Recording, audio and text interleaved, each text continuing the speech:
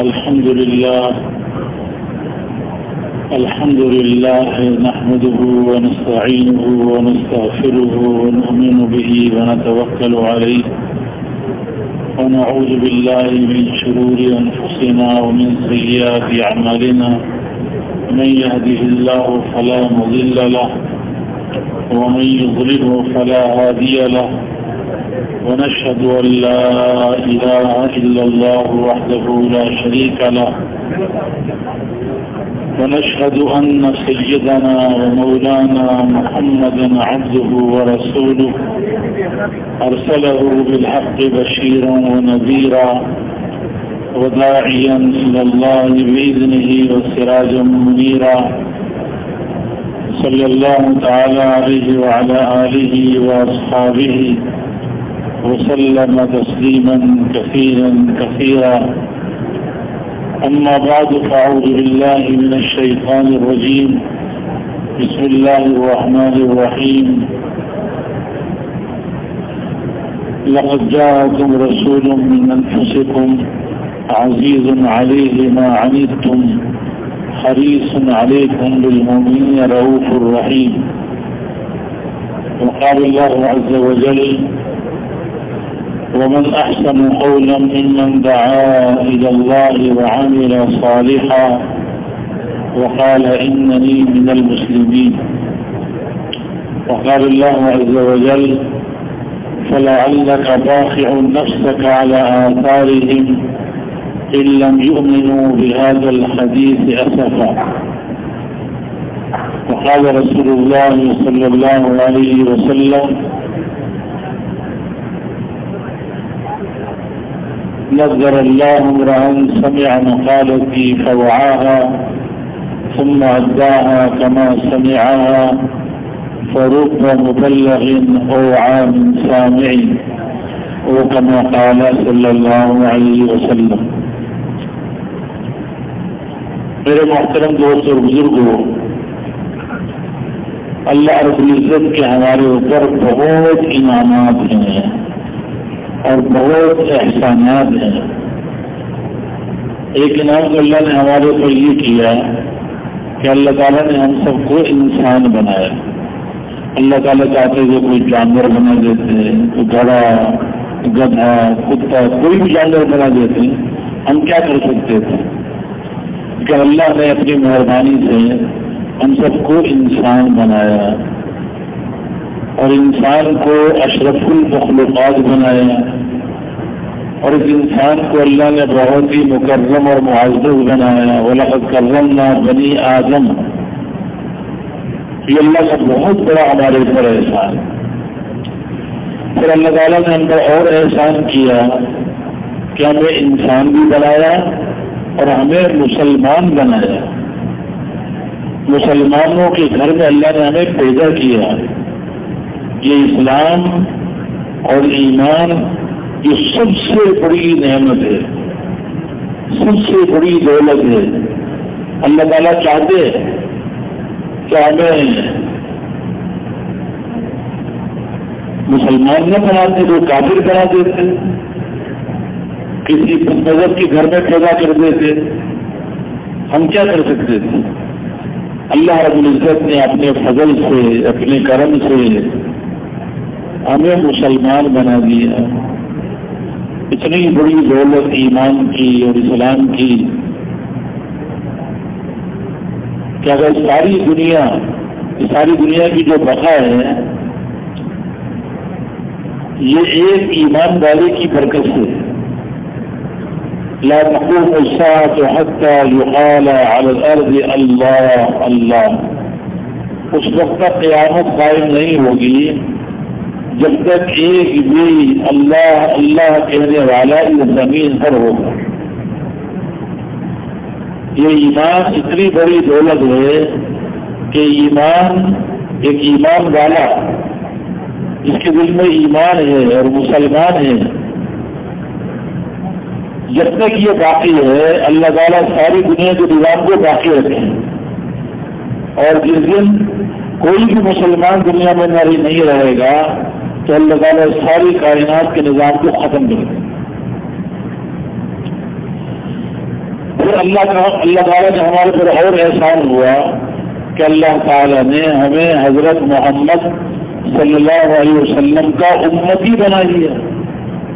اگر اللہ تعالیٰ چاہتے تو ہمیں حضرت داؤد علیہ السلام کی امتیں پیدا کر دیتے, حضرت شیس علیہ السلام کی امتیں پیدا کر دیتے, حضرت نوح علیہ السلام کی امت میں بنا دیتے, حضرت شعیب علیہ السلام کی امت میں پیدا کر دیتے, حضرت موسیٰ علیہ السلام کی امت میں اللہ بنا دیتے, حضرت عیسیٰ علیہ السلام کی امت میں اللہ پیدا کر دیتے.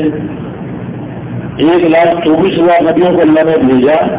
اللہ تعالیٰ چاہتے ہیں ہمیں کسی اور نبی کا امتی بنا دیتے, لیکن اللہ کا ہمارے پر بہت بڑا احسان ہوا, بہت بڑا کرم ہوا کہ اللہ تعالیٰ نے ہمیں حضرت محمد مصطفیٰ احمد مصطفیٰ دو جہاں کے سردار سید الاولین والآخرین امام الانبیاء امام النبیین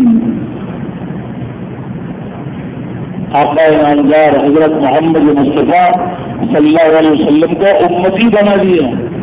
یہ بہت بڑا شرف ہے, بہت بڑی یہ نعمت ہے.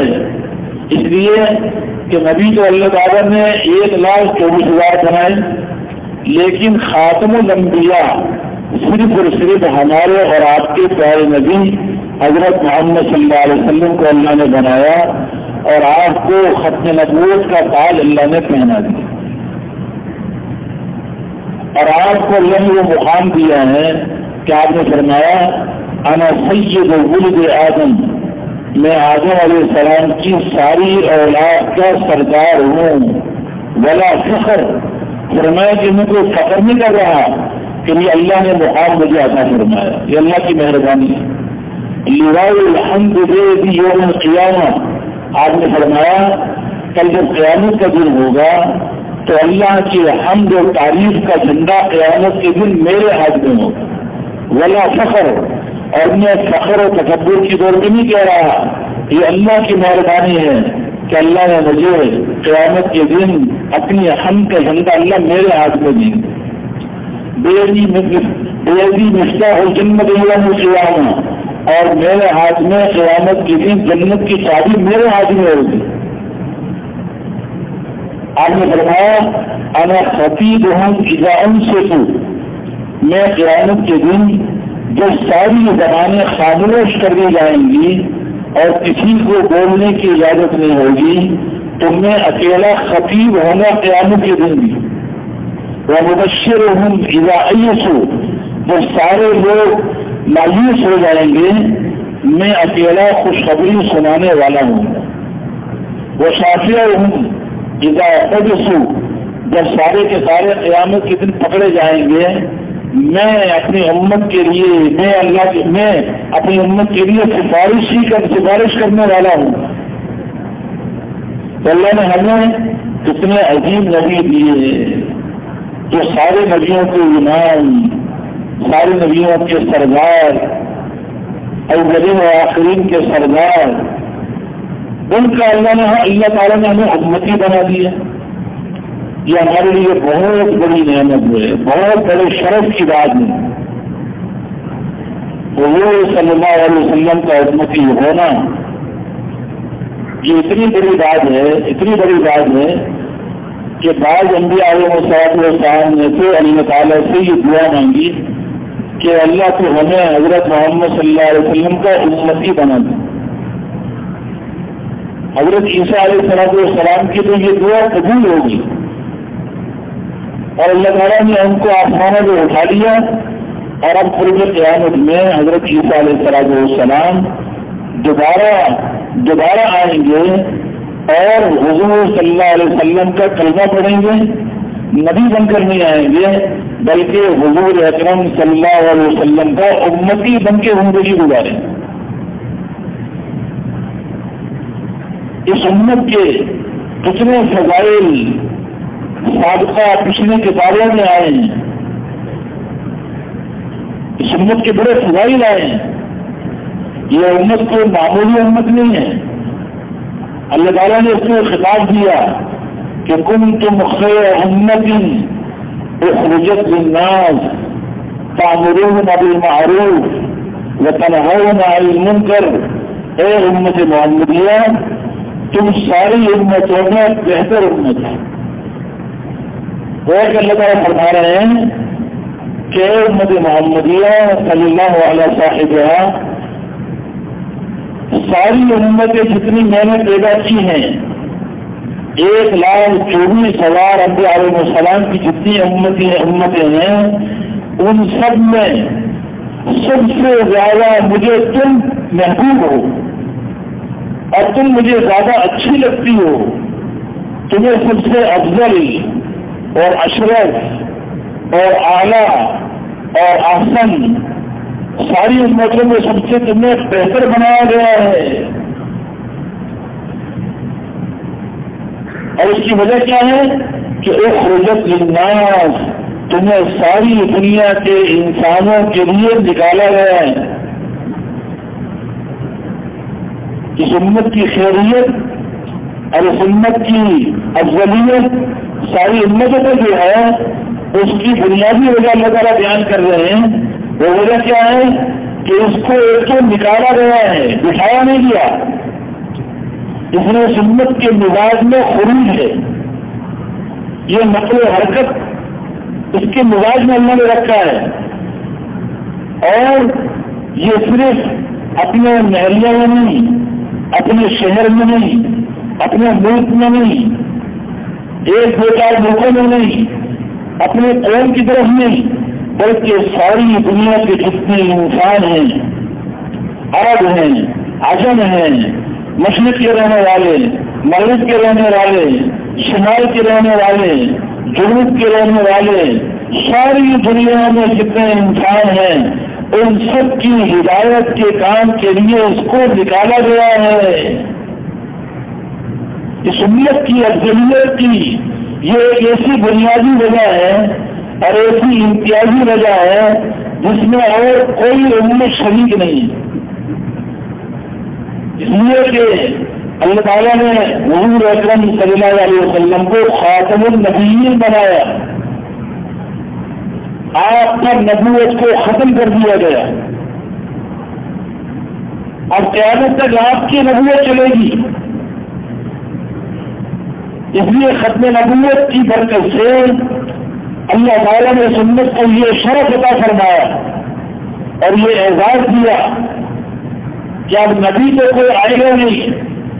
انسانیت کی رہبری کے لیے اللہ تعالیٰ اپنے خاص بندوں کو بھیجا کرتے تھے جنہیں انبیاء علیہ السلام کہا جاتا ہے, جو اللہ کی طرف سے بھیجے ہوئے ہوتے ہیں اور معصوم ہوتے ہیں اور ان کی تربیت اللہ رب العزت خود کرتے ہیں.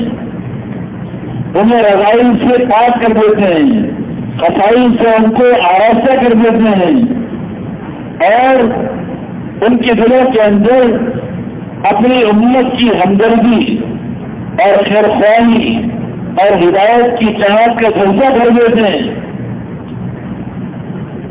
لیکن اب تو نبی تو آئے گا نہیں قیامت تک اور ساری انسانیت یہ سیدھی راستے پہ چلتی رہے اور یہ ہدایت کے راستے پہ چلتی رہے, صراط مستقیم پر چلتی رہے, اللہ کی رضا والی زندگی کو اختیار کر لے, اللہ کو ناراض کرنے والی زندگی سے بچی رہے, جنت کے راستے پر یہ چلتی رہے اور جہنم کے راستے سے یہ پھنس جائے اور غلط یقین, اللہ کے غیر کا یقین, مال کا یقین, ملک سے زندگی بننے کا یقین, دنیا کے مادی نقشوں سے زندگی بننے کا یقین یہ دلوں کے اندر سے نکل جائے اور ایک اللہ کی ذات کا یقین دلوں میں آ جائے, اللہ کی عظمت اور بڑائی دلوں کے اندر بھر جائے اور نافرمانی والی زندگی سے یہ توبہ کر لیں اور فرما برداری والی زندگی پر آ جائیں اور مال کا یقین دلوں سے نکل کر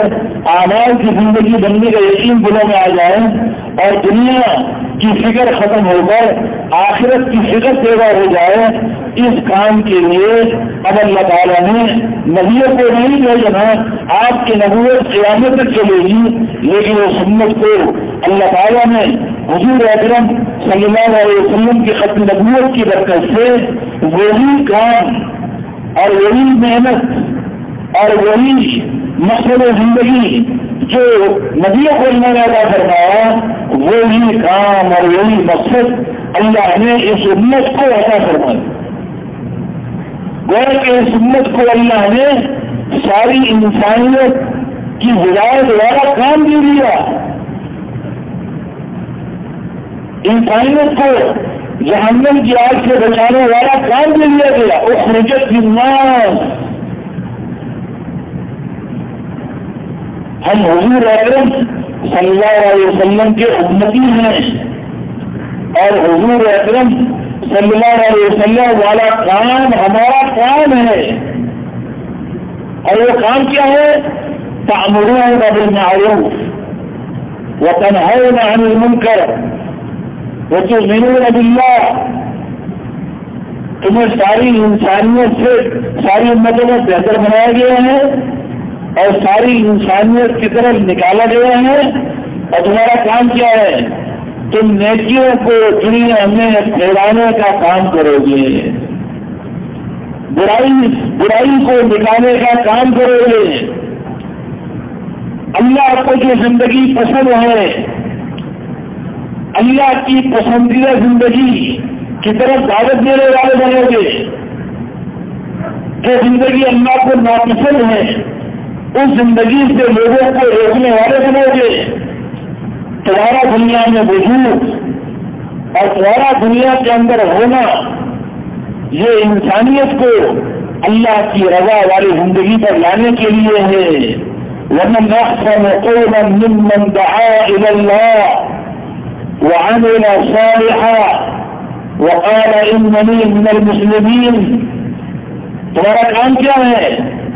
لوگوں کو اللہ کی طرف بلانا, اللہ کے دین کی طرف بلانا, اللہ کے احکامات کی طرف بلانا, اللہ کی پسندیدہ زندگی کی طرف دعوت دینا اور اپنی ذات کے اعتبار سے بھی اپنے عمل کو اچھے سے اچھا بنانا, اللہ کی رضا والی زندگی کو خود بھی اختیار کرنا. یہ اس امت کا کام ہے اور یہ کام اتنا بڑا کام ہے, اتنا بڑا کام ہے اور اتنا خوبصورت کام ہے, اتنا حسین کام ہے, اتنا جمیل کام ہے اور اتنا اعلیٰ اور افضل کام ہے کہ اللہ تعالیٰ سوال کے انداز میں استفہامی انکاری ایسا سوال کر رہے ہیں کہ جس کا کوئی جواب دے نہیں سکتا, یعنی اس کے علاوہ کوئی بات کہہ نہیں سکتا کہ اللہ تعالیٰ کیا فرما رہے ہیں؟ اے میرے بندو, وَمَنْ أَحْسَنُ قَوْلًا مِّمَّنْ دَعَا إِلَى اللَّهِ.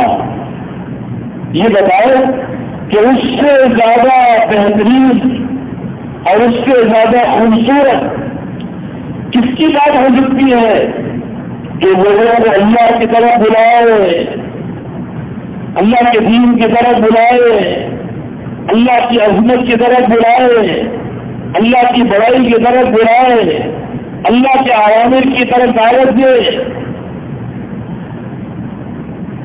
اور وعمل صالحا. جس جو وہ دعوت دے رہا ہے اللہ کے دین کی طرف وہ خود بھی اس پہ عمل کرنے والا ہو. یہ نہ ہو کہ اوروں کو جو دعوت دے رہا ہے دین کی اور اپنی زندگی دین سے خالی ہے, لوگوں کو نیک عمل کی دعوت دے رہا ہے اور اپنا عمل خراب ہے. دائی کی شان نہیں ہے بلکہ دائی کی شان کیا ہے کہ جس دین کی طرف یہ دعوت دے رہا ہے, جس خوبصورت زندگی کی طرف یہ دعوت دے رہا ہے اس پر خود بھی عمل کرنے والا. اور تیسرے صفت کیا ہے اس کے اندر؟ وقال اننی من المسلمین. کام کی یہ بہت بڑا کر رہا ہے, اللہ کی طرف بلانا, اللہ کے دین کی طرف بلانا, اللہ کے عوامر کی طرف دعوت دینا اور اپنی زندگی کو بھی اس کے مطابق بنانا, یہ بہت بڑا کام ہے. لیکن وہ اپنے آپ کو بڑا نہیں سمجھتا. کام تو بہت بڑا ہے لیکن اپنے بارے میں اس کے دل کے اندر یہ بات اٹھی ہوئی ہے کہ اننی من المسلمین, میں عام مسلمانوں میں سے ہوں.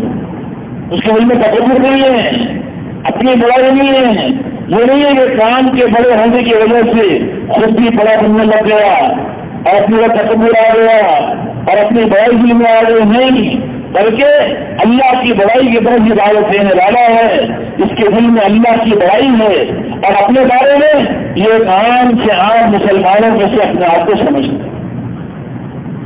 یہ کام ہے جس کے لیے اللہ نے ہمیں بھیجا ہے، ہمیں اللہ نے چنا ہے، وہ اجتباکم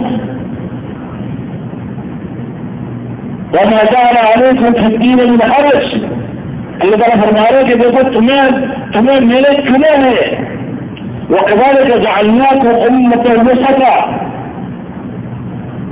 اللہ تعالیٰ فرماتے ہیں کہ ہم نے تمہیں متوسط اور معتدل امت بنایا ہے، تمہیں بہت بڑا کام دیا گیا ہے، اپنے مقام کو پہچانو۔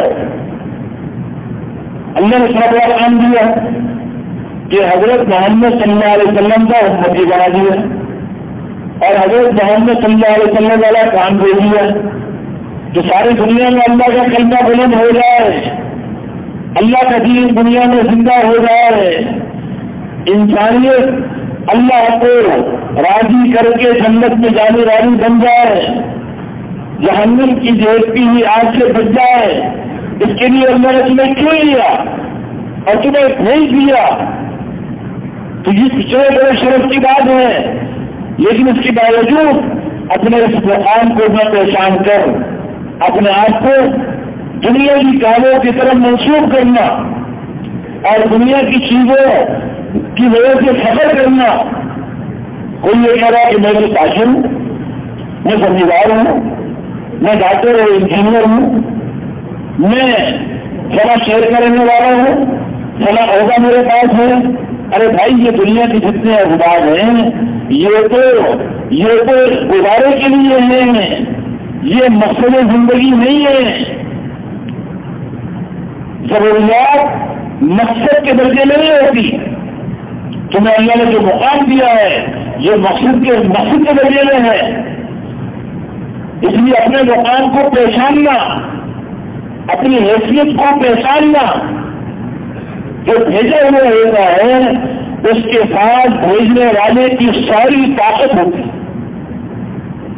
اس لیے صحابہ کرام رضوان اللہ تعالی علیہ اجمعین جب اللہ کے پیغام کو لے کے بادشاہوں کے دربار میں گئے ہیں تو ان بادشاہوں کے محلات کی عظمت ان کے دل میں نہیں تھی، ان کے سورے شادی کی عظمت دل میں نہیں تھی، ان کے بعد جو دنیا پھیلی ہوئی تھی، مال و دولت جو پھیلا ہوا تھا، دنیا کے نقشے ان کے بعد بہت زیادہ پھیلے ہوئے تھے، ان کی ذرے برابر ان کے دلوں کے اندر کوئی عظمت نہیں تھی۔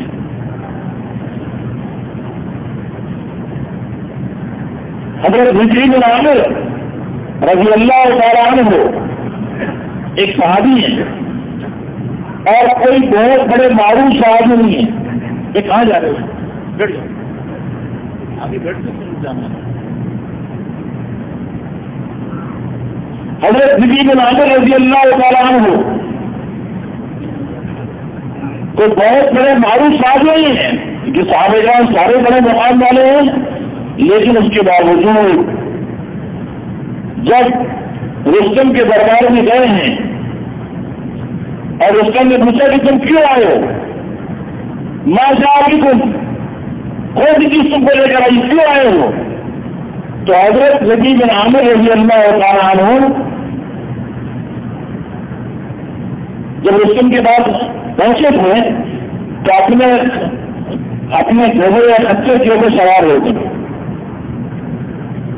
ان کو پہلے تو دربار میں روک دیا کہ کہاں جا رہے ہیں، جو بیٹا پھٹے پرانے کپڑے ہیں اور ایک گدھے کے اوپر سوار ہیں اور تلوار جو ہے وہ بھی چیزوں سے باندھی ہوئی ہے، پھٹے پرانے کپڑوں سے باندھی ہوئی ہے، اور آئے ہیں کہ کوئی رستم سے ملاقات کرنی ہے۔ دربار میں روکا کہ بھائی آپ ایسے نہیں جا سکتے، اگر جانا ہے تو اپنے جو گھر ہے اس میں یہی چھوڑ کے جائیں۔ انہوں نے کہا نہیں، میں آیا نہیں ہوں بلکہ بلایا گیا مجھے، اس لیے میں جیسے آیا ہوں ایسے ہی جاؤں گا۔ آخر ان کو اجازت دینی پڑی، اور اپنے اسی خچر کے ساتھ بادشاہ کے محل میں داخل ہوئے اور قالین بچھے ہوئے ہیں اور فانوس لگے ہوئے ہیں، تلواریں چاروں طرف چمک رہی ہیں، اور یہ اپنے نیزہ ان کے ہاتھ کے اندر ہے، اور یہ زمین پہ ان کے قالین پہ مارتے ہوئے جا رہے ہیں، اور رستم کے پاس پہنچ کر اس کے پاس جا کر جو اس کے تکیے وغیرہ لگے ہوئے تھے اسی میں جا کے باندھ دیے. اور رستم نے پوچھا کہ آپ کیوں آئے ہو؟ اب ان کی چھوڑے کو دیکھو بادشاہ کے سامنے، جبکہ چاروں طرف ایک جو ہے بڑا خطرناک منظر سامنے ہے. ان کے سپاہی ساتھ کھڑے ہوئے ہیں، ان کے ہاتھوں میں تلوار ہے، ایک اشارے سے ابھی گردن کاٹی جا سکتی ہے، لیکن حضرت نبی عامر رضی اللہ تعالیٰ عنہ کیونکہ اللہ کی طرف بلانے والے ہوئے، ضرور برابر ان کے دل میں نہ بادشاہ کا خوف ہے، نہ بادشاہ کے سپاہیوں کا خوف ہے، نہ اس کے سونے اور چاندی کی عظمت ہے، نہ اس کی دنیا کی چیزوں کی طرف نگاہ ہے. دل اللہ کی عظمت سے بھرا ہوا ہے اور اللہ کی قوت اور طاقت کا یقین دل میں بھرا ہوا ہے، اور اس بات کا احساس دل میں ہے کہ میری ذات کی کوئی حیثیت نہیں ہے، مجھے اللہ نے بھیجا ہے، اللہ نے بھیجا ہوا ہے، میں اللہ کا سفیر ہوں. تو یہ بادشاہ کی اللہ کے سامنے کیا حیثیت ہے؟ اللہ کی ساری قوت اور اللہ کی ساری طاقت میرے ساتھ ہے. اللہ رب العزت ساری دنیا کے انسانوں کے دل میں اس کے قبضے میں ہے، ساری دنیا کے ذرہ ذرہ اللہ کے قبضے میں ہے. یہ بادشاہ اور یہ حکومتیں اللہ کے ارادے کے بغیر کچھ نہیں کر سکتے. تو کیا جواب دیا؟ کہا کہ ہم آئے نہیں ہیں بلکہ ان اللہ تعالیٰ اللہ نے ہمیں بھیجا ہے. سوچ سمجھ کے بات کر رہے، کس سے بات کر رہے ہو؟ میں اللہ کا سفیر ہوں، اللہ نے ہمیں بھیجا ہے. اور کیوں بھیجا ہے؟ تمہارا مال لینے نہیں آئے، تمہارے عہدے لینے نہیں آئے، تمہاری دنیا کی چیزیں، یہاں کا محل اور سونے اور چاندی ہم ان کے لیے نہیں آئے ہیں، بلکہ ہم تم سے لینے نہیں آئے ہیں، تمہیں دینے آئے ہیں، اور تمہاری خیر خواہی کے لیے آئے ہیں، تمہاری ہمدردی کے لیے آئے ہیں. کیوں آئے ہیں؟ لنخرج العباد من عبادت العباد الى عبادت رب العباد. ہم ساری دنیا کے انسانوں کو، اللہ کے بندوں کی بندگی سے نکال کر اللہ رب العالمین کی بندگی میں لے جانے کے لیے آئے. ومن دون الادیان الى عزل الاسلام، اور سارے دینوں کے ظلم سے نکال کر اسلام کے عدل کی طرف لے جانے کے لیے آئے ہیں. ومن ضيق الدنيا الى سعتها، دنیا کی تنگی سے نکال کر دنیا کی کشادگی کی طرف لینے کے لیے. ایک روایت میں ہے آخرت کی کشادگی کی طرف. یہ تو واضح ہے کہ دنیا تو بہت تنگ ہے، آخرت بہت وسیع ہے، لیکن دنیا کی تنگی سے دنیا ہی کی کشادگی کی طرف. اس میں اس بات پر اشارہ ہے کہ دنیا کی زندگی جو کشادہ ہوتی ہے وہ بڑے بڑے محلات سے نہیں ہوتی، اچھے اچھے کپڑوں سے نہیں ہوتی. دنیا کی زندگی جو خوبصورت بنتی ہے وہ بڑی بڑی گاڑیوں سے نہیں بنتی، زیادہ مال سے نہیں بنتی. تو جتنے مال والے نظر آ رہے ہو، بڑا ہوگا تمہارے پاس ہے، سونے اور چاندی اور ہیرے اور جواہرات کی خزانے تمہارے موجود ہیں، لیکن اس سب کے ہونے کے باوجود تمہارے دل کے اندر ایمان نہیں ہے. ایمان کے نہ ہونے کی وجہ سے تمہاری زندگی تنگ ہے، تمہاری زندگی پریشانی والی ہے، تمہاری زندگی بے چینی والی ہے. ہم تمہیں اس تنگی والی زندگی سے نکالنا چاہتے ہیں، اس پریشانی والی زندگی سے نکالنا چاہتے ہیں، اس ذلت والی زندگی سے نکالنا چاہتے ہیں.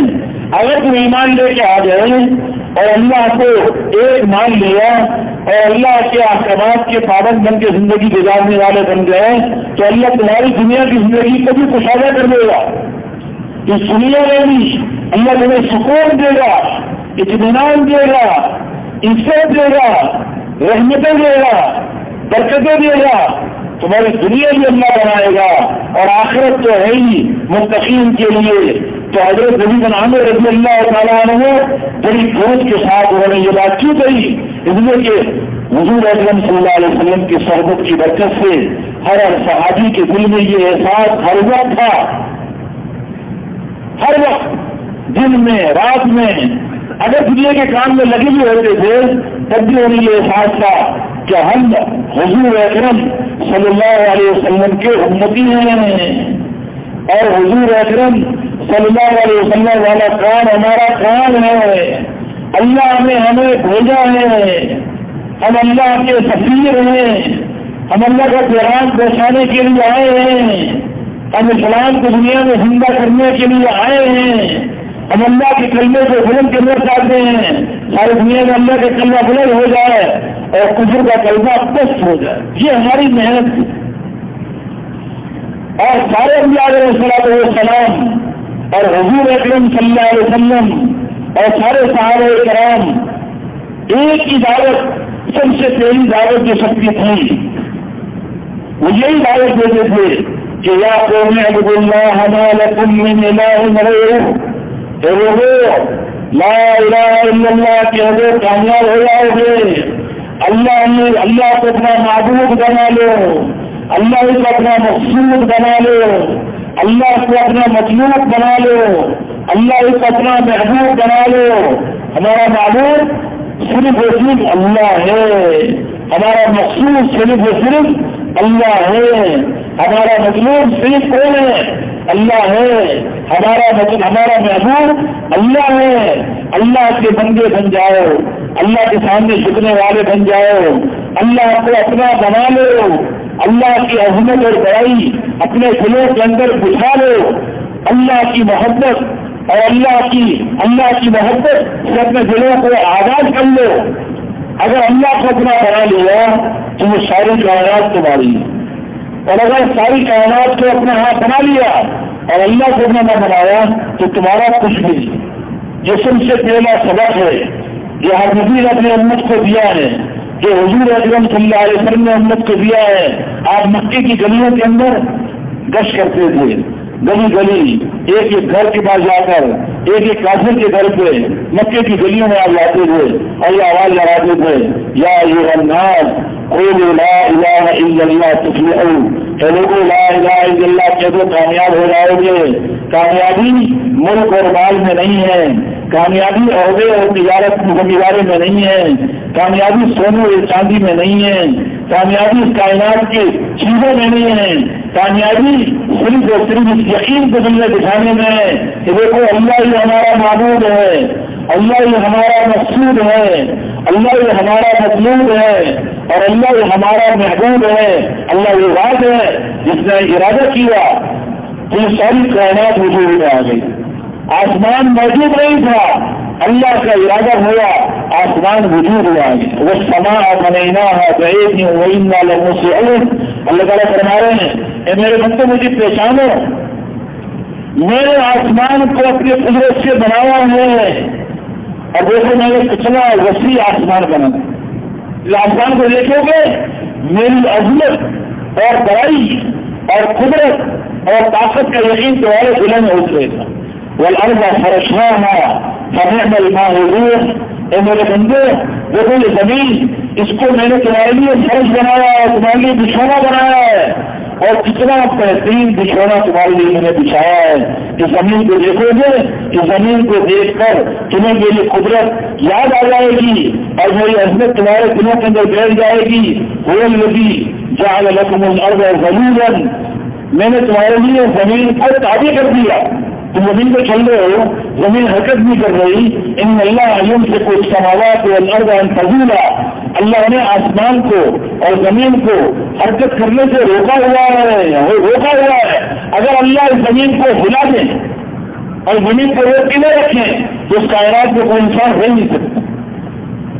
جو اللہ کی قدرت ہے کہ آسمان بنا دیا, زمین کو اللہ نے بنا دیا, زمین کو انسان کے لیے بچھا دیا, یہ انسان زمین پہ چل رہا ہے اور زمین اس کو کوئی نقصان نہیں پہنچا رہی. اللہ نے اپنی قدرت سے میرے محترم دوست سورج کو پیدا کیا, وہ سن تو چل گئی, یہ مستقر اللہ. میرے بندو یہ سورج میں نے بنایا ہے اور یہ سورج اپنے مستقر میں میرے عمل سے چل رہا ہے اور یہ دن کے اندر روشنی پہنچا رہا ہے. اس کی روشنی میرے ارادے سے آ رہی ہے. اگر یہ سورج کی روشنی ختم ہو جائے تو 30 دن کے جتنے کام ہیں تمہارے سارے کام بیکار ہو جائے. والقمر قدرناه منازل حتى عاد كالعرجون القديم. یہ چاند کو بنانے والا کون ہے؟ چاند کو اللہ نے بنایا ہے. رات میں اللہ نے چاند کی چاندنی کو بنا دیا. دن میں روشنی کی زیادہ ضرورت تھی، سورج اللہ نے بنا دیا. چاند رات کے وقت میں تھوڑی روشنی کی ضرورت ہے تاکہ آدمی آرام کر سکے، تو اللہ نے چاند کو بنا دیا. چاند کو اللہ شروع میں نکالتے ہیں بالکل ایک لکیر کی طرح، آدمی کو باریک ہوتا ہے، پھر اللہ بڑھاتے رہتے ہیں بڑھاتے رہتے ہیں جہاں تک کہ چودھری کا چاند بن جاتا ہے. تو اس کو اللہ گھٹاتے رہتے ہیں اور کم کرتے رہتے ہیں یہاں تک کہ پرانی ٹہنی کی طرح ہو جاتا ہے. یہ چاند بھی اللہ کی بہت بڑی نشانی ہے، اللہ کی قدرت اور طاقت کو پہچاننے کی بڑی نشانی ہے. تو اللہ نے رات کو ستارے آسمان میں لگا کے آسمان کو مزین کر دیا. وغیم میں سما دیکھنے اپنے کواکب، یہ ستارے بھی اللہ کی قدرت اور عظمت کو بیان کر رہے ہیں. سمندروں کو اللہ نے پیدا کر دیا. بول رہی سخر لكم البحر لتاكلوا منه لحما طريا وتستخرجوا منه حلية تلبسونها. سمندروں کو تمہارے تابع کر دیا اور ان سمندروں میں تمہارے لیے تازہ گوشت کو رکھ دیا، اور سمندر میں تمہارے لیے تمہارے زیور کا سامان، تمہارے آراستہ ہونے کا سامان، سیپی، بارش آسمان سے بارش ہوتی ہے، سیپی کا وہ کھولتا ہے اور وہ پانی اندر چلا جاتا ہے اور وہ اتنا قیمتی بوجھ بن جاتا ہے کہ اس کی قیمت عام آدمی دے نہیں سکتا. اللہ نے تمہارے لیے اس سمندر کو کتنی بڑی نعمت بنا دیا، درخت اللہ نے بنا دیے. ما كان لكم ان تنبتوا الشجرها، کتنے درخت اللہ نے بنائے ہیں.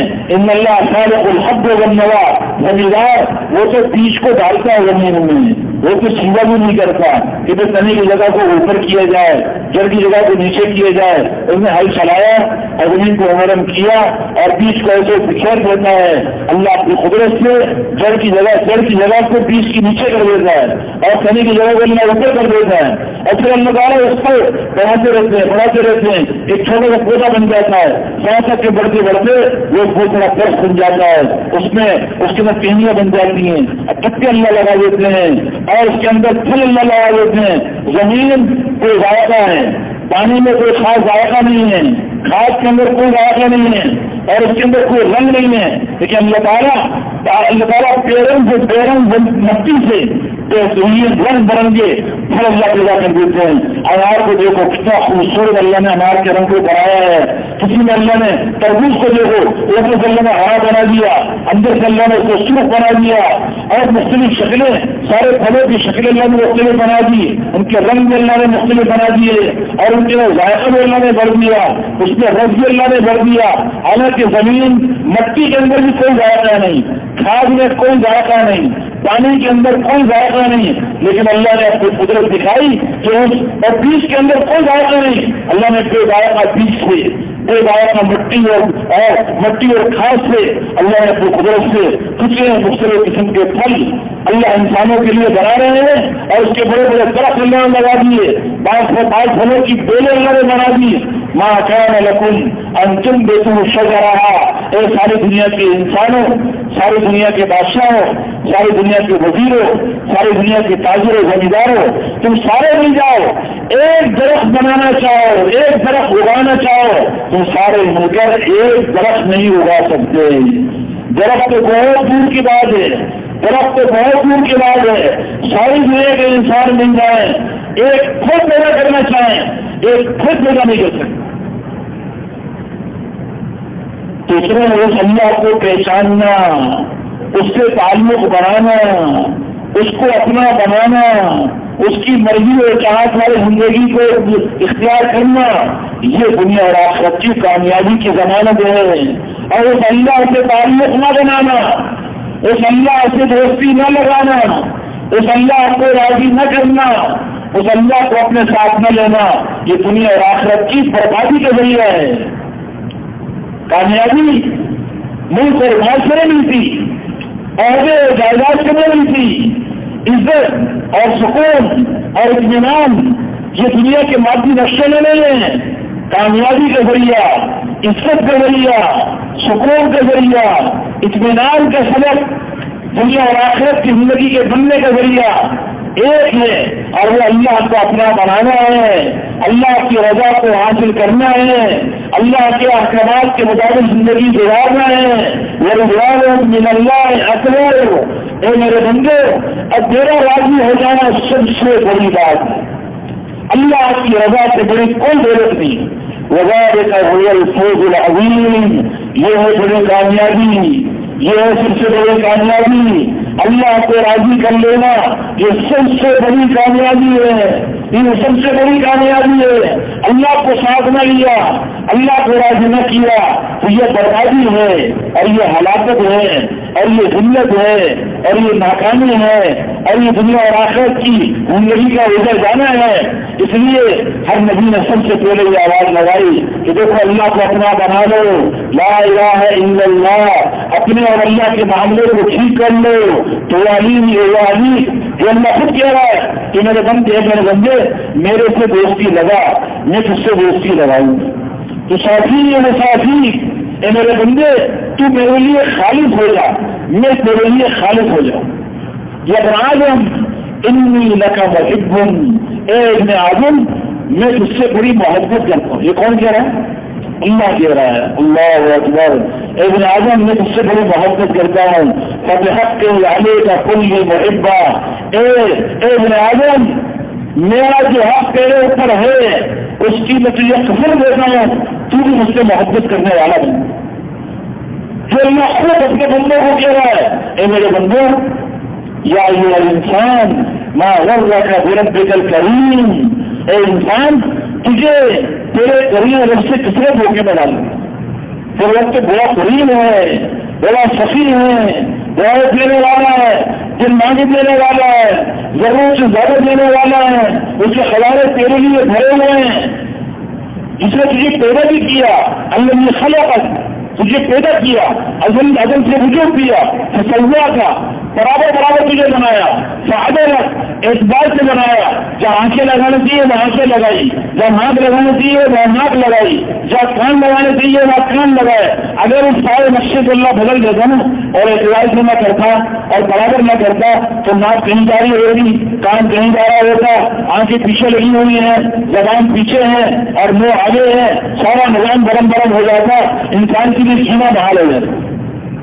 اللہ نے اس سے برابر طریقے سے انسان کو صرف پیدا نہیں کیا، پیدا بھی کیا، برابر بھی کیا، اعتدال کے ساتھ بنایا۔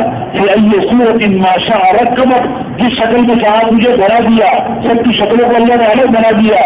جو بچے تو ہمیں ضرور پیدا ہوتے ہیں ان میں بھی کوئی نہ کوئی فرق ہوتا ہے، اگر سارے انسانوں کو ایک جیسا اللہ بنا دیتے تو پتہ ہی رہتا کہ میرا بیٹا کون ہے اور میرا داماد کون ہے، میری بیٹی کون ہے اور میری بیوی کون ہے، پتہ نہیں پڑتا۔ اللہ نے سب کی شکلیں مختلف بنا دی اور بہترین خوبصورت انسان بنا دیا۔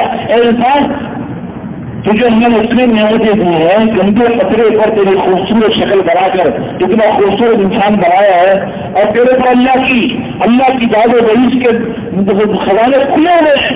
اللہ تعالیٰ تجھے پیدا بھی کیا، مرنے سے دنیا میں آنے سے پہلے اس نے انعامات کی بارشیں کی، اور پیدا کرنے کے بعد تو پیدا دنیا میں ہو گیا، پھر بھی جتنی انعامات کی بارشیں ہیں، اور تجھے اللہ نے کیا کیا نعمتیں دی ہیں، کھانے کی نعمتیں، پینے کی نعمتیں اور استعمال کرنے کی نعمتیں، ہر وقت اللہ کی نعمتیں تیرے برس رہی ہیں۔ وہ اللہ اتنا کریم اور سخی ہے تو جس اللہ کے دھوکے میں آ گیا اور اس اللہ کے احکامات کے خلاف زندگی گزار رہا ہے، اللہ کی طرف رجوع نہیں کر رہا، اللہ کو اپنا بنانے کی محنت نہیں کر رہا، اللہ آپ کو راضی کرنے کے کام میں لگا ہوا نہیں ہے، تو یہ کسی نے دھوکے میں ڈالی۔ اللہ تعالیٰ خود سمجھا رہے ہیں، یہ میرے بندے مجھے پہچانے یا عبادی الذین اسرفوا علی انفسہم لا تقنطوا من رحمت اللہ۔ اللہ تعالیٰ اپنے نافرمان بندوں کو کہہ رہے ہیں کہ دیکھو اے میرے وہ بندو جنہوں نے اپنی جانوں پہ ظلم کیا ہے، گناہ کر کے نافرمانی کر کے اپنے آپ میں ظلم کیا ہے، انسانوں کا گناہ کرنا، نافرمانی کرنا اللہ کو ذرے برابر نقصان نہیں پہنچا سکتا۔ انسانوں کی گناہوں کی وجہ سے اللہ کو کوئی نقصان نہیں ہوتا، اور انسانوں کی اطاعت کی وجہ سے اللہ تعالیٰ کو کوئی فائدہ نہیں پہنچتا۔ اس لیے اللہ کی بات بڑا ہے تو فرمایا کہ اے میرے بندو تم نے اپنے جانوں پہ جو ظلم کیا ہوا ہے، گناہ کر کے انسان اپنے آپ کو ظلم کر اپنا نقصان کرتا ہے۔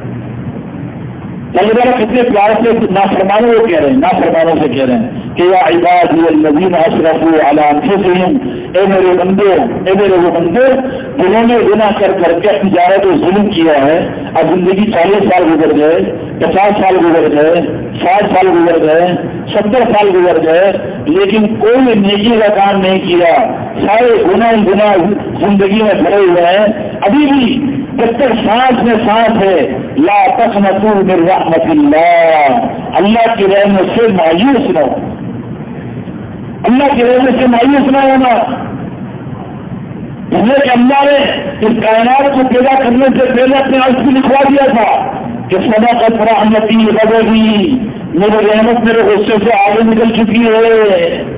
بعض روایتوں میں ہے سبقت رحمتی غلبت رحمتی علی غضبی، میری رحمت میرے غصے سے غالب آ چکی۔ اور قرآن پاک میں جو ہے ورحمتی وسعت کل شیء، میری رحمت ہر چیز کو چھائی ہوئی ہے۔ اس لیے لا تقنطوا من رحمت اللہ کی رحمت سے مایوس نہ ہونا۔ کیوں؟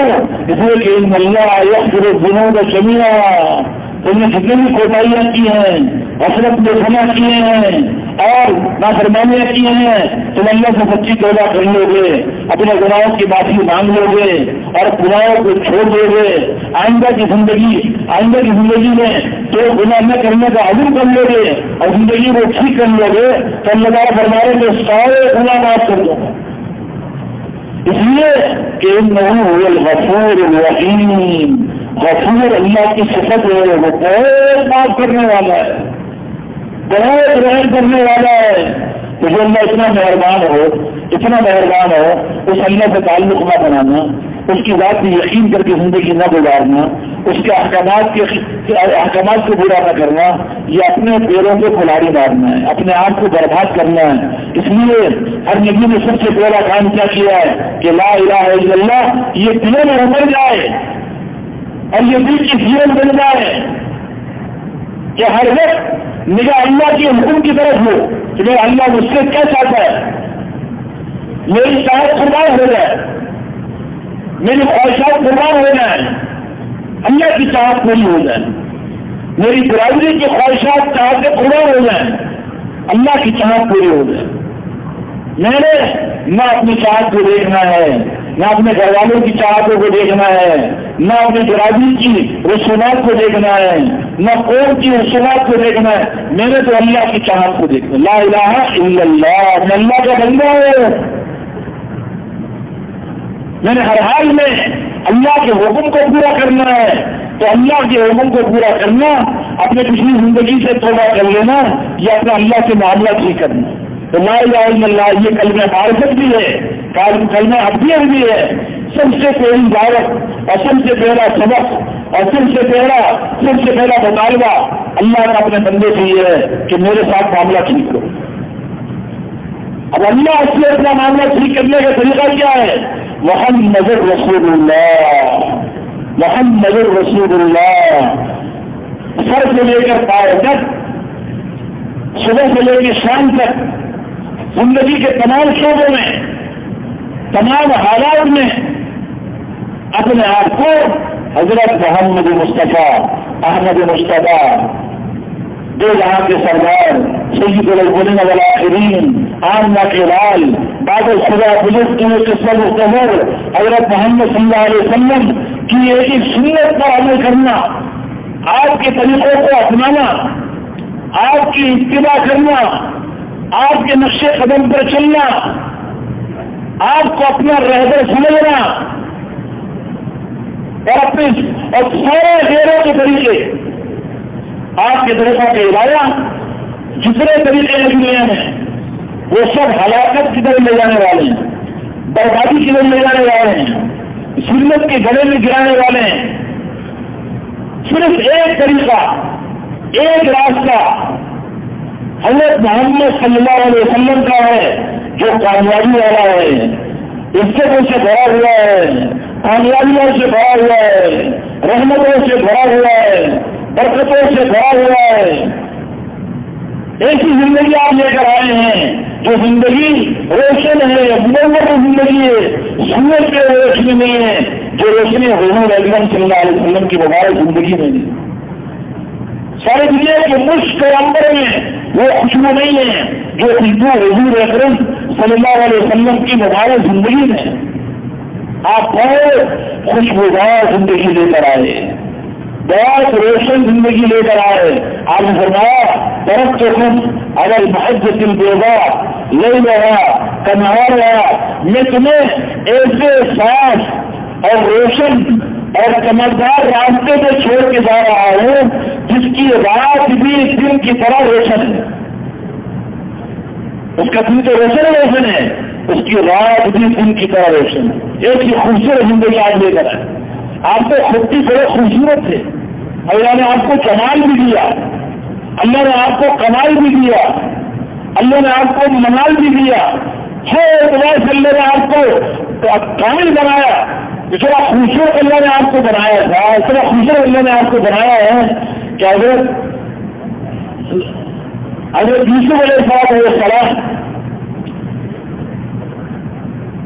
کو جب زلیخا کی سہیلیوں نے دیکھا اور ان کے ہاتھوں کے اندر سیب دے دیا, کوئی پھل دے دیا اور چھری ان کے ہاتھ میں پکڑا دی. جو زلیخا کی سہیلیوں نے تعارف دیا کہ تو ایسے ایک غلام کے پر فرشتہ ہو گئی ہے, تو ان کو بٹھا دیا اور کہا کہ جب یوسف آئے تو سیب کاٹ دینا. تو انہوں نے جب یوسف علیہ السلام کو دیکھا تو دیکھتے ہی ایسے ان کے پورے دماغ بالکل سن ہو گئے کہ وہ سیب کاٹتے اپنے ہاتھوں کو نہ کاٹ دی, اپنی انگلیوں کو کاٹ دی. تو حضرت عائشہ رضی اللہ عنہا فرماتی ہیں کہ زلیخا کی سہیلیوں نے جب یوسف علیہ السلام کو دیکھا تو بجائے سیب کاٹنے کے اپنے ہاتھوں کو کاٹ دیا. اگر آمنہ کے لال میرے سرتاج حضرت محمد مصطفیٰ احمد مصطفیٰ صلی اللہ علیہ وسلم کو دیکھ لیتی تو وہ ہاتھوں کے کاٹنے کے بجائے اپنے دلوں کو کاٹ دی. لا زلیخا لے رہے نہ جبھی نہ ہو لا بقتل القلوب علی اليدی. اتنا خوبصورت اللہ نے آپ کو بنایا. ایک صحابی کہتے ہیں کہ چودھری کی رات تھی, چودھری کا چاند کا پورا چمک رہا تھا. تو میں نے دیکھا کہ حضرت محمد صلی اللہ علیہ وسلم آپ نے جبہ پہنا ہوا ہے اور آپ بیٹھے ہوئے ہیں. تو میں کبھی چودھری کے چاند کو دیکھتا, کبھی آمنہ کے لال کو دیکھتا, کبھی چودھری کے چاند کو دیکھتا, کبھی آمنہ کے لال کو دیکھتا.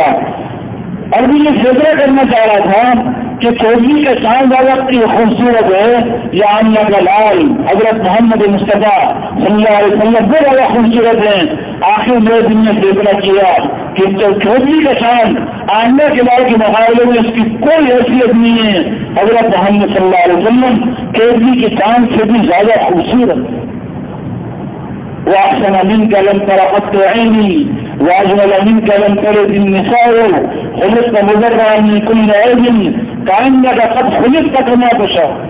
حضرت حسان بن ثابت رضی اللہ تعالیٰ عنہ یہ حضور علیہ السلام کے شاعر تھے, اور جو کافر آپ کے بارے میں بری باتیں کرتے تھے حضرت حسان حضور صلی اللہ علیہ وسلم کو فرماتے کہ حسان کو جواب دو. وہ اشعار میں ان کو جواب دیا کرتے تھے. انہوں نے فرمایا کہ وأحسن منك لم تر قط عيني, ارے محمد صلی اللہ علیہ وسلم تیری کچھ سے زیادہ حسین اور خوبصورت اور جمیل میری آنکھوں نے کسی کو دیکھا ہی. وأجمل منك لم تلد النساء, اور دنیا میں جتنے بھی عورتیں ہیں جنہوں نے بچے بنے ہیں پہلے یا آج اور قیامت تک کوئی ایسی عورت نہیں ہے جس نے آج جیسا خوبصورت بچہ کبھی جڑا ہو.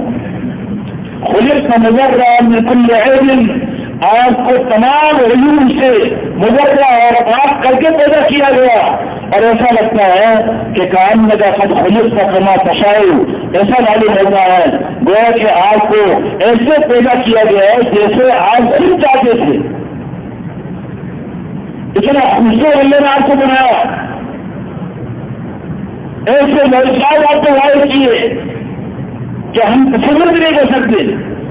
آج میرے محترم دوست بزرگ, ہمارا قصور یہ ہوا کہ ہم نے جیسے اللہ کو نہیں پہچانا ایسے اپنے نبی کو بھی نہیں پہچانا کہ ہمارے نبی کتنی شان والے تھے. ہم اپنے نبی کو اگر پہچان لیں اور آپ کی شان کو پہچان لیں تو کبھی بھی نبی کی زندگی کے خلاف یہ قدم نہ اٹھائیں. کوئی عمل سنت کے خلاف نہ ہو اگر نبی کو پہچان ہے. اب اتنے عزت والے اتنی برکتوں والے کہ ایک موقع پر ایک سفر کے اندر صحابہ کرام نے کہا کہ اللہ کے نبی پانی ختم ہو گیا ہے, پینے کے لیے پانی بھی چاہیے اور وضو کے لیے پانی چاہیے.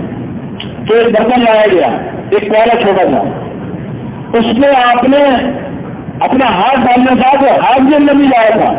آپ نے بھی انگلیاں ملائی اور ملا کر انگلیوں کو برتن میں داخل کیا اور پھر پڑھ کے بند کیا تو ڈوبا اس میں, تو اس میں سے پانی انگلیوں میں سے پانی نکلنا شروع ہو گیا. پانی نکلتا رہا. سارے صحابہ کرام نے پانی پی بھی لیا اور وضو بھی کر لیا. اس کے مختلف واقعات ہیں. ایک روایت میں جب پوچھا گیا کہ کتنے آدمی تھے تو بتایا گیا کہ 80 آدمی تھے. 80 آدمیوں نے پانی پی بھی لیا اور وضو بھی کر لیا. اور ایک روایت میں ہے تقریباً 1,500 آدمیوں نے پانی پیا بھی اور وضو بھی کیا. حضرت جابر رضی اللہ عنہ فرماتے ہیں کہ اگر 1,00,000 آدمی ہوتے وہ سارے کے سارے وضو کر لیتے.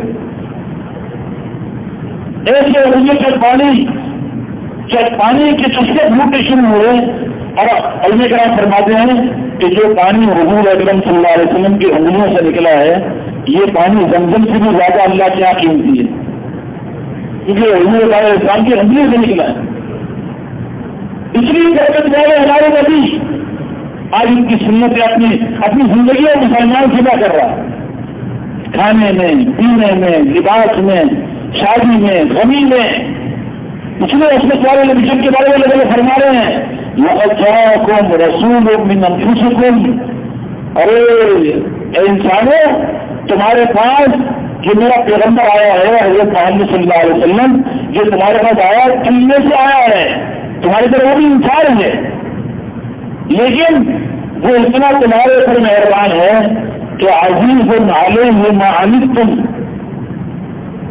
ہے کہ بہت عزت والا بہت برکت والا, لیکن تم سے اتنا تعلق ہے کہ تمہاری تکلیف اس کو بہت بھاری لگتی ہے.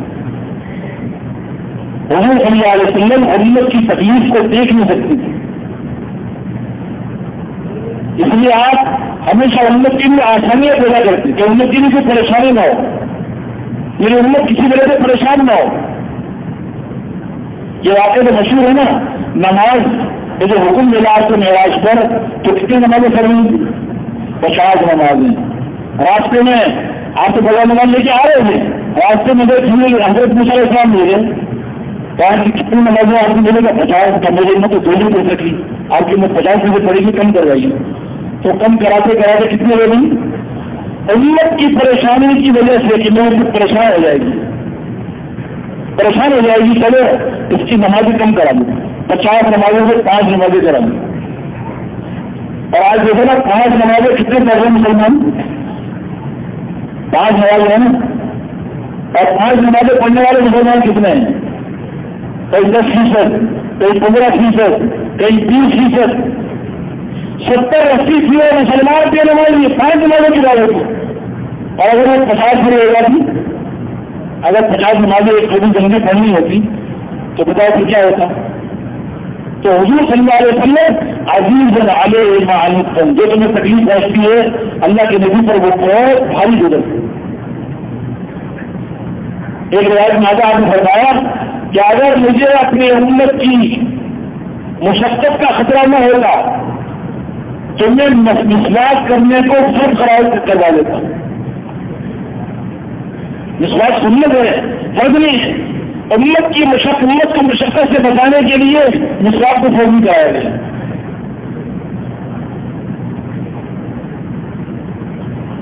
آج اپنی امت کی تکلیف کو دیکھ نہیں سکتے تھے, آج امت اپنے نبی کی سنتوں کو سنا کر کے نبی کو تکلیف پہنچا رہی ہے.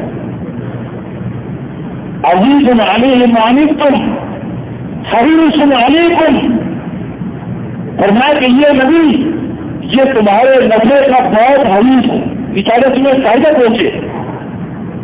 آج امت کے لیے امت کی ہدایت کے حریص سے کہ میرا کوئی امتی جہنم کی آگ میں نہ جائے. اس کے لیے آپ توقع تھے، پیشے ہوتے تھے. بالمؤمنین رؤوف الرحیم، ایمانداروں کے ساتھ آپ بہت محبت کرنے والے، بہت شفقت کرنے والے. ایمان والوں کے ساتھ تو محبت ہے اور کافروں کے ساتھ خیرخواہی ہے، کافروں کے ساتھ ہمدردی ہے. آپ اندازہ لگاؤ کہ کافروں پر آپ کو اتنا رحم آتا تھا، اتنا رحم آتا تھا کہ جو بھی اللہ کے نبی کے امتی تو ہے نا، اگرچہ وہ امت اجازت نہیں ہے، امت دعوت ہے، مسلمان نہیں ہے، لیکن ہے تو انہوں کی امت ہی. آپ کو اتنا ان پر رحم آتا تھا، اتنا رحم آتا تھا کہ آپ دن میں ان کے پیچھے مارے گھومتے. اور صرف 2.5 گھنٹے کی بات ہے کہ 2.5 گھنٹے گشت کرتے ہوں، صبح سے لے کے شام تک بار بار جا رہے ہیں، بار بار جا رہے ہیں، بار بار جا رہے ہیں، بار بار جا رہے ہیں. گرمی میں، سردی میں، بارش ہو رہی ہے، آندھی چل رہی ہے، آپ کافروں کے گھر میں جا رہے ہیں، اللہ کی دعوت دے رہے. یا ایھا الناس قولوا لا الہ الا اللہ کی زندگی. ایک صحابی کہتے ہیں کہ میں اس وقت مسلمان نہیں ہوا تھا، میں نے دیکھا کہ حضور اکرم صلی اللہ علیہ وسلم صبح میں نے دیکھا کہ آپ مکے کی گلیوں میں گشت کر رہے ہیں اور کافروں کے گھروں میں جا رہے ہیں، کبھی ایک گھر میں، کبھی دوسرے گھر میں، کبھی تیسرے گھر میں، اور جا کر یہ آواز لگا رہے یا ایھا الناس قولوا لا الہ الا اللہ تفلحوا، اے لوگ لا الہ الا اللہ کے جو کامیاب ہو جاؤ گے. اگر وہ کافر ایسے ظالم اور ایسے موذی انسان کہ وہ بجائے آپ کی دعوت کو قبول کرنے کے، ایک کافر آتا ہے نعوذ باللہ نقل کفر کا واشد، آپ کے چہرے مبارک میں خود اللہ اکبر اللہ باللہ. اتنا وزیر نبی، اتنا صدیق مہربان، خیرخواہی کے لیے ان کو جنت میں لے جانے کے لیے دعوت دے رہے ہیں، اور وہ آپ کے مبارک چہرے پر، جس چہرے کی اللہ نے قرآن میں قسم کھائی ہے، جس چہرے کا اللہ نے قرآن میں ذکر کیا ہے، اس چہرے پہ اپنا گندا تھوک پھینک رہے. آپ پھر بھی اسے لڑائی نہیں کر رہے، کوئی جھگڑا نہیں کر رہے، کوئی برا بلا نہیں کر رہے، آپ پھر اپنی دعوت کی جا رہے. ایک دوسرا کافر آتا ہے اور زمین سے مٹی اٹھا کر آپ کے سر پہ پھینک دے، آپ کے مبارک بال اس میں مٹی لگ جاتی ہے، اور دوسرے کو کافر آپ کو بھی دعوت دے رہے ہیں. پھر وہ کافر آتا ہے اور آگے کہتا ہے نعوذ باللہ آپ پاگل ہو گئے. اللہ اکبر. اتنا عجیب آدمی کو پاگل، خود پاگل ہے، اللہ کے نبی کو مظلوم کیا رہا ہے. آپ شاعر ہیں، جادوگر ہیں، کاہن ہیں، آپ کسی سے جھگڑ نہیں رہے، کسی کو جوابی کارروائی بھی نہیں کر رہے، بس ان کی خیرخواہی کو دعوت دی جا رہے، دعوت دی جا رہے. اللہ اکبر. کتنے آپ کے گھر کے اندر امت کی ہدایت میں حصہ ہوگا. اور یہ کام کب سے آپ نے کیا ہے؟ صبح سے آپ نے کرنا شروع کیا ہے، حتی انتصف النہار، آدھا دن گزر گیا. اگر دن 12 گھنٹے جائے تو 6 گھنٹے مسلسل. کتنے گھنٹے بھائی؟ 6 گھنٹے مسلسل آپ لوگوں کے پیچھے گشتیں کر رہے ہیں. ہم کتنی گشت کرتے ہیں؟ مسلمانوں کی پیچھے، آپ کے کافروں کی پیچھے کرتے ہیں. ہم مسلمانوں کے بعد 2.5 گھنٹے کرنے کو تیار نہیں ہیں، اپنے کے بعد جانے کو ہم تیار نہیں ہیں. جو ہمارے اکرام بھی کرتے ہیں، بات بھی سنتے ہیں اور ہماری بات قبول بھی کر لیتے ہیں، کوئی بے اکرامی بھی نہیں کرتے. آپ کو کافروں کے بعد جاتے ہیں کہ آپ کا اکرام بھی نہیں کر رہے ہیں، آپ کو برا بھلا کر رہے ہیں، آپ کے پاس آپ کو تکلیف پہنچا رہے ہیں. تو کتنے آپ کی امت کی ہمدردی ہوگی، دل میں سپارے والے پھر رہے ہیں. اور جب رات ہوتی ہے، سونے کا وقت آتا ہے، تو رات کو کھڑے ہو کے اللہ کے سامنے لمبی لمبی نوافل پڑھ رہے ہیں اور اللہ کے سامنے سجدے میں رو رہے ہیں، دعاؤں میں رو رہے ہیں اور امت کے لیے دعائیں مانگ رہے ہیں. اتنے روتے تھے آپ، اتنے روتے تھے کہ آپ کے آنسو مبارک آپ کے رخسار مبارک آنسو سے تر ہو جاتے. اتنا آپ روتے تھے، اتنا روتے تھے دعاؤں کے اندر کہ آپ کی داڑھی مبارک آنسو سے تر ہو جاتی. جس زمین کا آپ سجدے ہوتے تھے وہ زمین آنسو سے تر ہو جاتی.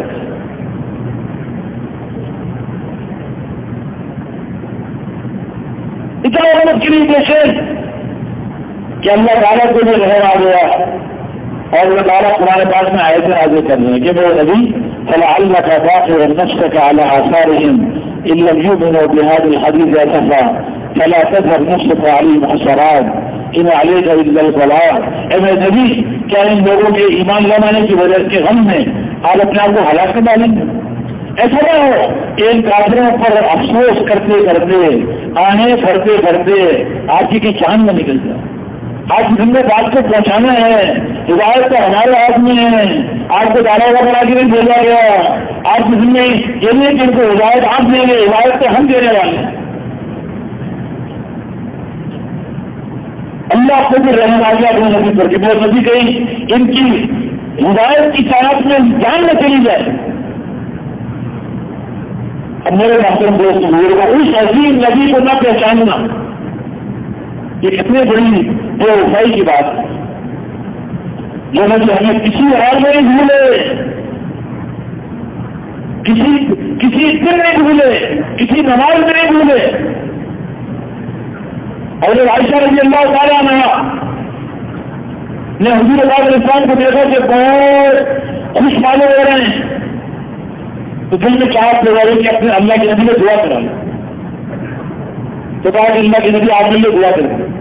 آپ نے دعا کی، اللہم اغفر لعائشہ ما تقدم من ذنبها وما تأخر وما أسرت وما أعلنت۔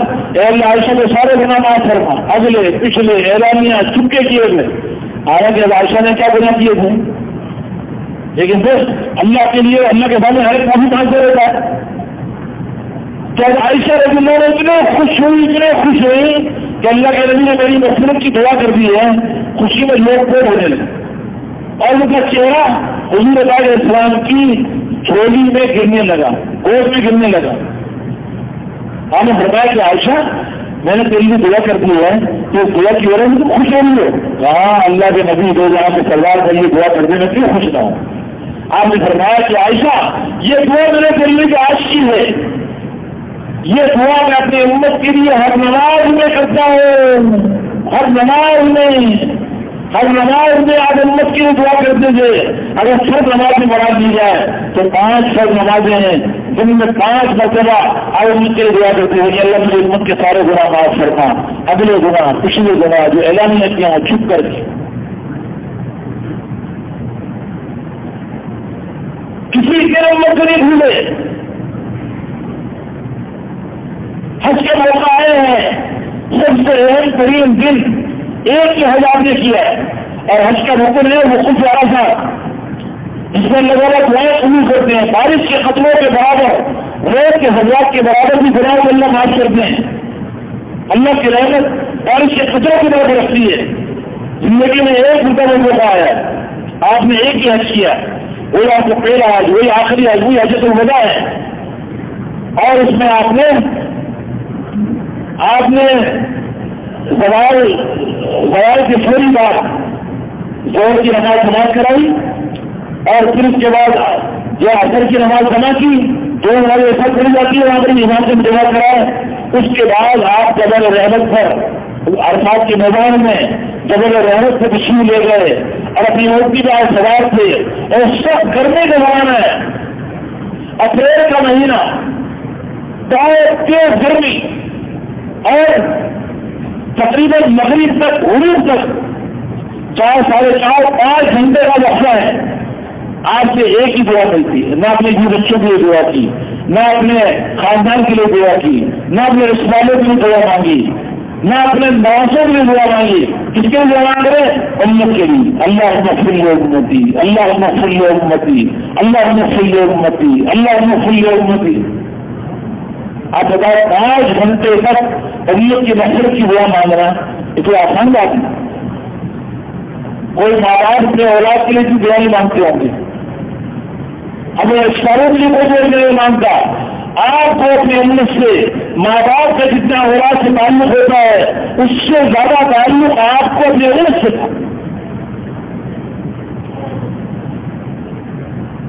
جس نبی کو اتنا ان سے تعلق تھا، آج میرے محترم دوست بزرگ ہے اپنے اس نبی کو دنیا میں بھول گئے، اس کی سنتوں کو چھوڑ دیا،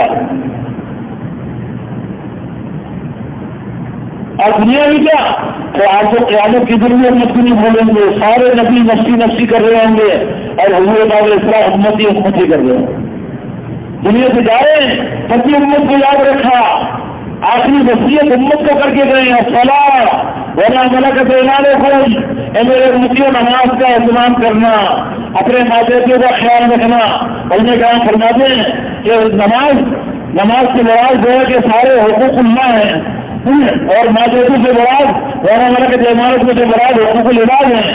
وہ ہے کہ پورے دین کی وصیت کر کے جا رہے ہیں کہ دیکھو پورے دین کا اہتمام کرنا، نمازوں کا اہتمام کرنا، نماز دین کا ستون ہے، اور غلاموں کے حقوق کا خیال رکھنا، معاملات، معاشرت اور اخلاق، ایمانیات اور عبادات، پورے کے پورے دین کو اپنے سینے سے لگا کے رکھنا، دین کو چھوڑنا نہیں، دین کے خلاف زندگی نہ گزارنا۔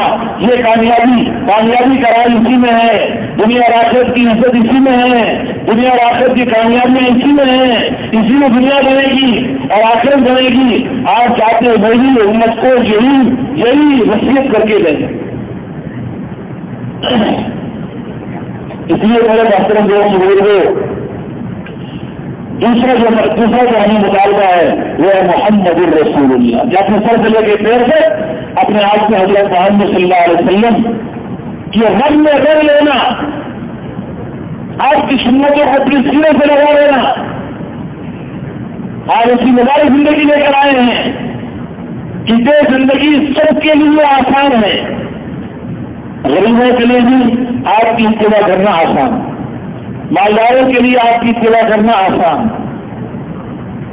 مردوں کے لیے بھی آپ کی اتباع کرنا آسان، عورتوں کے لیے بھی آپ کی اتباع کرنا آسان، تاجروں کے لیے آپ کی اتباع کرنا آسان، زمینداروں کے لیے آپ کی اتباع کرنا آسان۔ سب کے لیے ایک ایسی جامع شریعت، جامع زندگی، جامع طریقہ حیات آپ لے کر آئے ہیں کہ کوئی دنیا کا انسان یہ نہیں کہہ سکتا، کسی زمانے کے اندر بھی نہیں کہہ سکتا کہ میں تو حضور پاک علیہ السلام کی اتباع کر نہیں سکتا، آپ کی سنتوں کو چل نہیں سکتا۔ آج میرے محترم دوست بزرگوں، آج جو انسانیت ٹھوکریں کھا رہی ہے، گھر گھر میں پریشانیاں ہیں، گھر گھر میں مصیبتیں ہیں، غریب بھی رو رہا ہے، مالدار بھی رو رہا ہے، یہ ساری پریشانیاں اور سارے مسائل جو آج موجود ہیں یا پچھلے زمانے میں تھے یا آئندہ آئیں گے، یہ سارے پریشانیاں اور مسائل، اس کی سب سے بڑی وجہ اپنے پیارے نبی حضرت محمد مصطفیٰ احمد مصطفیٰ صلی اللہ علیہ وسلم کی زندگی سے دور ہونا ہے، آپ کی سنتوں کو چھوڑنا ہے اور آج والی زندگی سے دور ہونا ہے، آج کی سیرت طیبہ سے دور ہونا ہے۔ پیسے کی کمی اس کی وجہ نہیں ہے کہ وہ مال کم ہے، مال کے زیادہ ہونے سے کوئی زندگی خوبصورتی بنے گی، دنیا کے عہدوں سے زندگی خوبصورتی بنے گی، روٹی کمرہ مکان، اس سے زندگی خوبصورتی بنے گی، اس سے خوشیاں نہیں ملے گی، اس سے زندگی بنے گی نہیں۔ زندگی جو خوبصورت بنے گی، خوشحال بنے گی، رحمتوں والی بنے گی، برکتوں والی بنے گی، اطمینان و سکون والی بنے گی، عزتوں والی بنے گی، وہ حضرت محمد مصطفیٰ احمد مصطفیٰ صلی اللہ علیہ وسلم کی اتباع سے بنے گی۔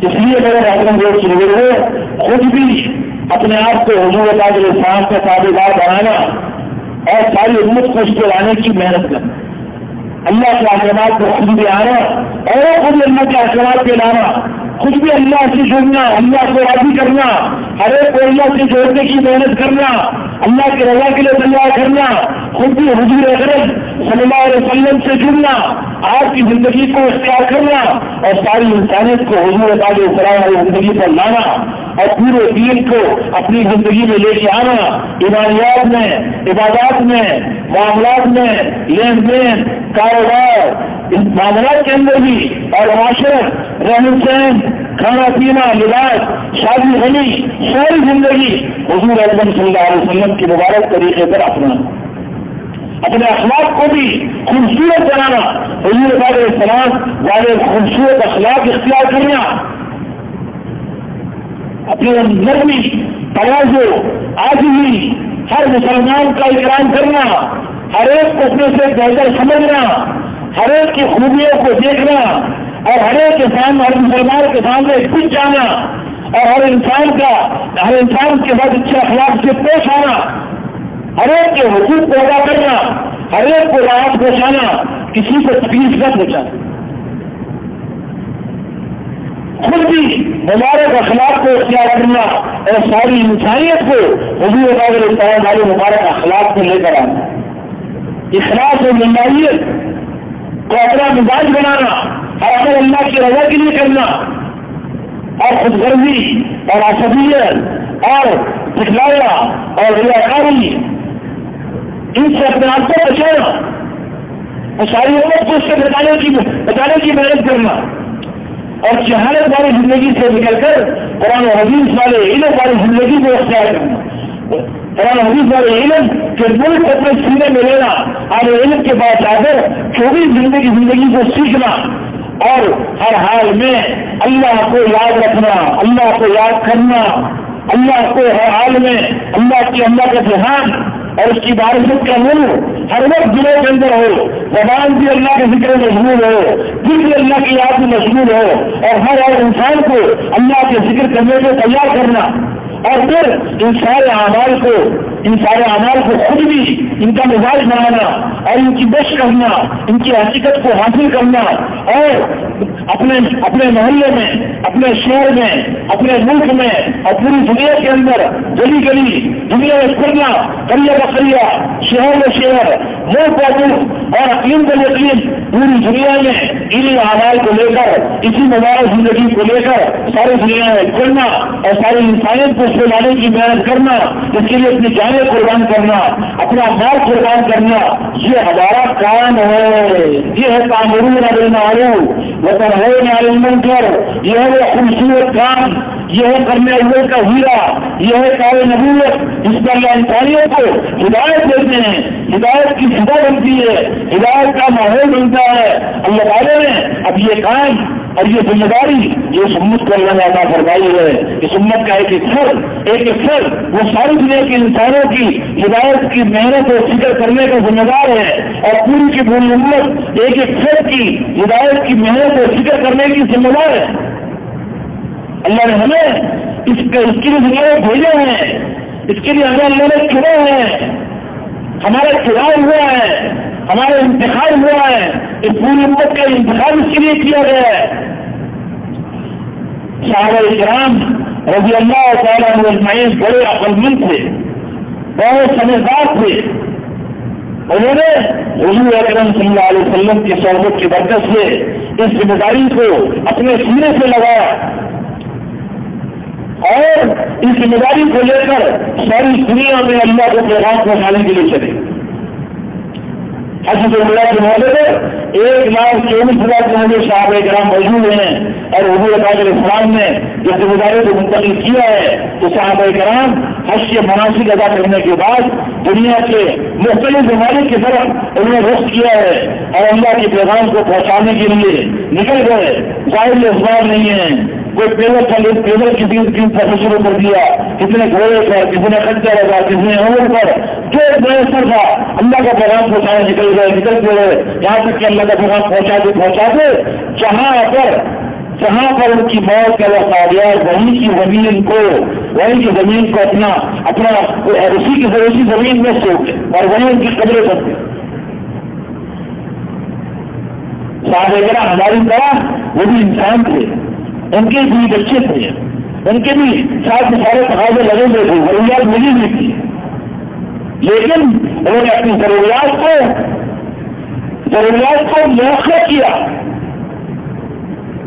اپنے حاجتوں کو مؤخر کیا، خواہشات کو قربان کیا، ضروریات کو فقط ضرورت کیا اگر مل گئی تو، اور اگر پوری نہ بھی ہو سکی اس کو قربان کر لیا۔ کھانا نہیں ملا بھوک برداشت کر لی، پانی نہیں ملا پیاس برداشت کر لی، کپڑے کم ہے کپڑے کی کمی کو برداشت کر لیا، گھر چھوٹا ہے اس چھوٹے گھر کو برداشت کر لیا، لیکن اللہ کے دین کو دنیا میں زندہ کرنا اس کو وہ اپنا کام بنایا، دین کی کمی کو برداشت نہیں کیا، احکامات کی مٹیوں کو برداشت نہیں کیا۔ اللہ کا دین مل جائے، احکامات مل جائیں، یہ ہو نہیں سکتا۔ حضور علیہ السلام کے وصال سے جب دین کا یہ نقشہ جو حضور علیہ السلام نے 23 سال کی محنت میں بنایا، اس مبارک محنت کے لیے تیار ہوا، آپ کے انتقال میں سال نقشہ ٹوٹا، نبوت کے دعوے دار کھڑے ہو گئے، بعض لوگوں نے زکات کا انکار کر دیا اور مدینے پہ چڑھائی، بعض قبائل نے مدینے پہ چڑھائی کا ارادہ کر لیا۔ تو حضرت ابو بکر رضی اللہ تعالیٰ نے کیا فرمایا کہ دیکھو یہ ایوب قصوبی والا ہے، دین میں کمی آ جائے اور میں زندہ نہیں، یہ نہیں ہو سکتا۔ یہ انہوں نے اگر حضور کے زمانے میں کوئی زکات میں حضرت دیتا تھا، یہ ووٹ کی رسی بھی دیتا تھا، آج اگر ووٹ دے رہا ہے لیکن ایک رسی نہیں دے رہا، اتنے کمی دین میں آئے گی ابو بکر برداشت نہیں کر سکتا۔ حضرت ابو بکر رضی اللہ عنہ نے ایک رسی کے برابر دین میں کمی کو برداشت نہیں کیا، اور آج ہمارے سامنے طہارت کے برابر دین میں کمی آئی، فرائض مٹے ہوئے ہیں، واجبات مٹے ہوئے ہیں، سنتیں جدا ہو رہی ہیں، مسلمان ہو کر مسلمان نماز نہیں پڑھ رہے، کتنے مسلمان زکات نہیں دے رہے، کتنے مسلمان روزہ اللہ کے روزہ نہیں رکھتے، مسلمان ہیں اور بچارے جھوٹ بولتے ہیں، دھوکہ دے رہے ہیں، رشوت دے رہے ہیں، سود کھا رہے ہیں، دین کا جانور کرا ہوا ہے، احکامات مٹتے جا رہے ہیں۔ لیکن میرے محترم دوست بزرگوں، ہم اپنے کاروبار میں، اپنے بیوی بچوں میں، اپنی ضروریات میں ایسے مگن ہیں کہ ہمیں اس بات کا احساس ہی نہیں۔ آج ہمارے اندر دین کے مٹنے کا احساس ہی ختم ہو گیا۔ مسلمان کی عزت دین کی عزت میں ہے۔ مسلمان اسلام چمکے گا تو مسلمان چمکے گا، اسلام چمکے گا تو مسلمان چمکے گا۔ اگر اسلام زندگی میں آئے گا تو دنیا کے اندر امن آئے گا، دنیا کے اندر محبت آئے گی، اسلام آئے گا، برکتیں آئیں گی، رحمتیں آئیں گی۔ جب اسلام زندگی کے اندر آئے گا تو ہمارا تاجر سچا بنے گا، امانت دار بنے گا، ہمارا دیندار اجر کو ادا کرے گا، ہمارا وکیل سچ بولے گا، جھوٹے حق میں نہیں لڑے گا۔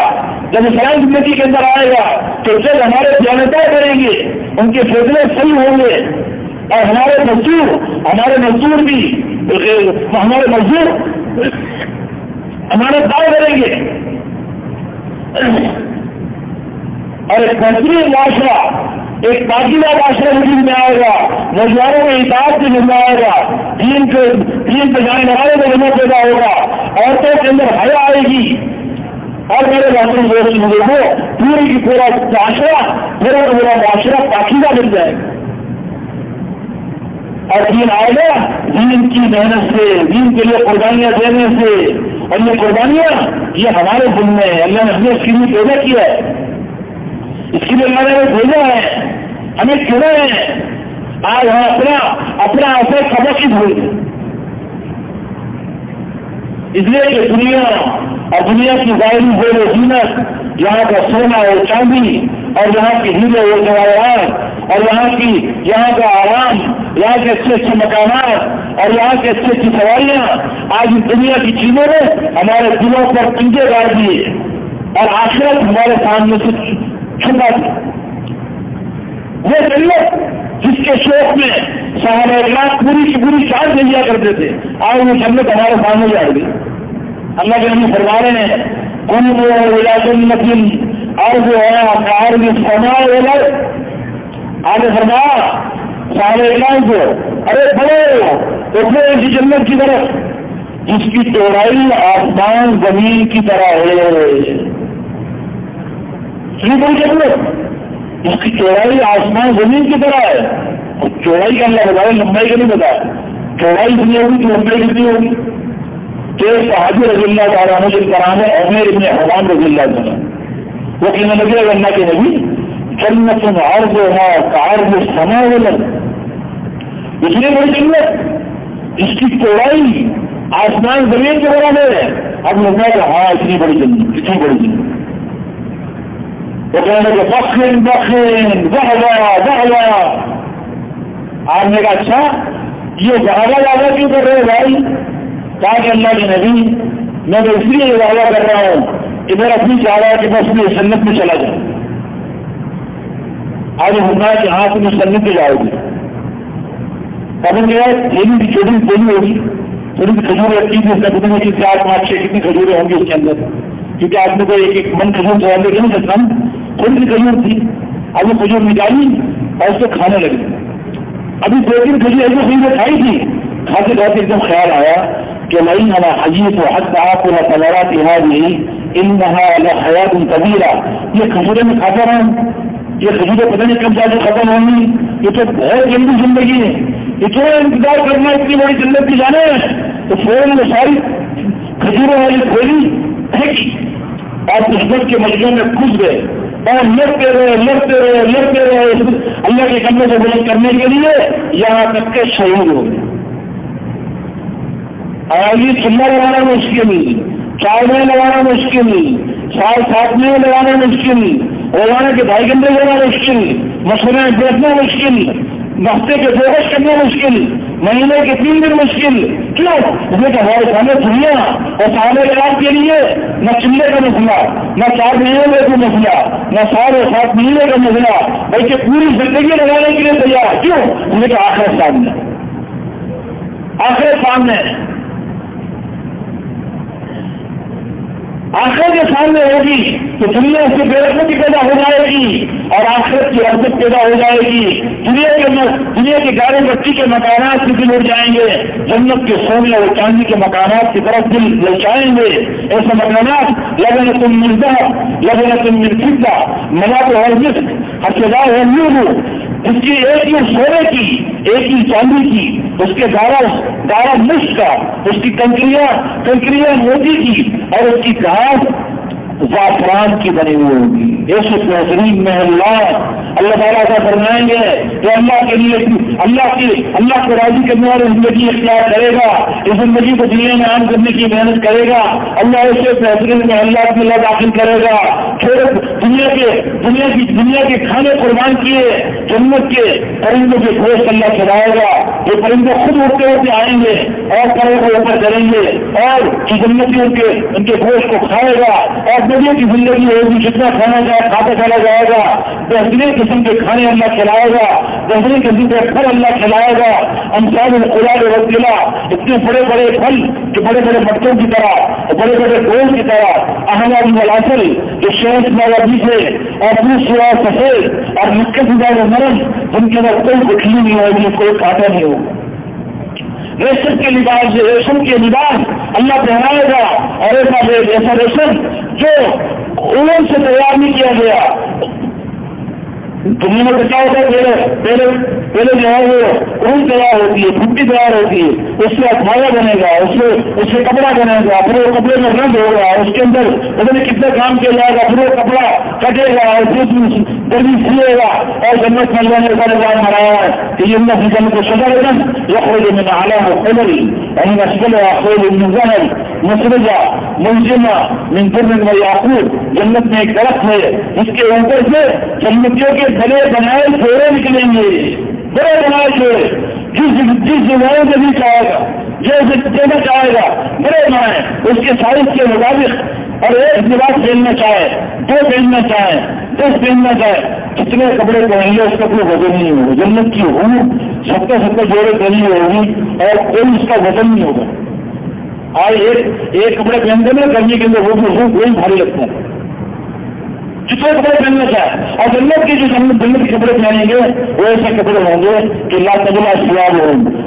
جتنا 1 سال 2 سال 100 سال 1000 سال تک پہنا رہے کپڑا کبھی میلا نہیں ہوگا. جنت میں مٹی گرد وغیرہ ہے نہیں, جسم کے اندر کوئی میل نہیں ہوگا, ناک سے گندگی نہیں آتی, کام سے کوئی گندگی نہیں آتی, پیشاب نہیں آتا, پخانا نہیں آتا, پسینہ نہیں آتا, کچھ بھی گندگی ہے ہی نہیں. تو یہ 1000 سال سے ایک ہی سوٹ پہنے گا تب بھی کوئی میرا نہیں ہوگا, جیسے ہی رہے گا جیسا تھا.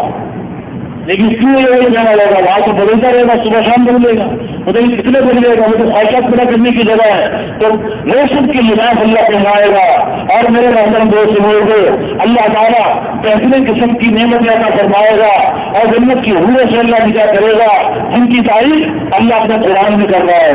ایسی حور کہ جن کو دیکھو ایسا معلوم ہوتا ہے وہ کہ یاقوت اور مرجان کے موتیوں میں پروئی ہوئی، ایسا معلوم ہوتا ہے۔